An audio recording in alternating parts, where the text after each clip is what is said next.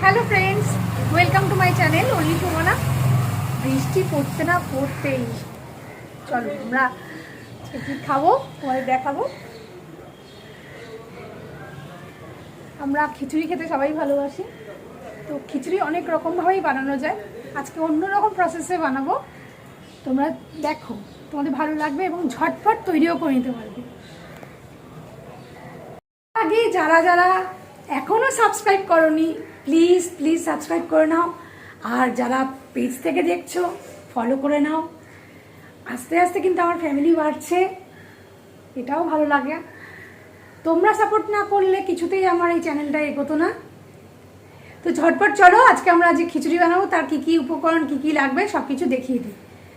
ভিডিওটা খুব বড় করবো না, ছোটই করব, কিন্তু দারুণ একটা ধামাকাদার ভিডিও হবে। আজকে প্রভু জগন্নাথের স্নান যাত্রা, তাই আমরা আজকে নিরামিষই খাবো। আর বৃষ্টিটা তো বাহানা মাত্র, তো তাই খিচুড়ি করব। ফুলকপি তো দিতেই হবে, একটু বিনস দেবো, একটু আলু দেবো, একটু সোয়াবিন দেবো, টমেটো তো দিতেই হয়। আমাদের আমের চাটনি আছে, তাই আর টমেটো চাটনি করব না, টমেটোটা ঘরে রাখি, অনেক কাজে লাগে।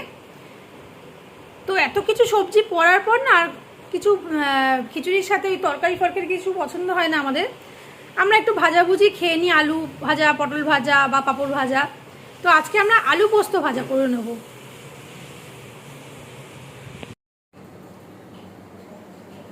জল বসিয়ে দিয়েছি, আলু আর বিনসটা জলে দিয়ে দিলাম, ডালটা একটু ভাজা করে নিচ্ছি। এখানে ফুলকপি, আলু ভাজার আলু, টমেটো সব রেডি করে রাখছি।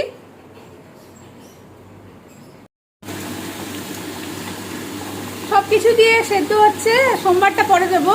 আমি খিচুড়িতে সোমবার পরে দিই, মানে যেটাকে ফোড়ন যেটা বলে। এখানে আলু ভাজা হচ্ছে, আলুটা ভাজা হয়ে যাওয়ার পর পোস্ত দিয়ে দেবো, বেশ খেতে মজা লাগে। চিমনি চলছে বলে একটু আওয়াজটা এরকম আসছে। আর রান্নাঘরে একটু রান্না করতে গেলে তেল মশলার ব্যাপার থাকেই, তাই আমি চিমনি চালিয়েই কাজ করি, তাহলে দেখুন পয় পরিষ্কার থাকে।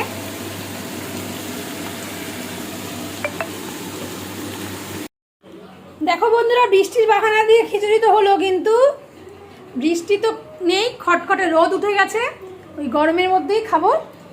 মেন হচ্ছে আজকে জগন্নাথের স্নান যাত্রা, আমরা নিরামিষ খাই, তাই নিরামিষ রান্না হয়ে গেছে। আলু পোস্ত, মানে আলু ভাজা পোস্ত দিয়ে আর সবজি দিয়ে খিচুড়ি।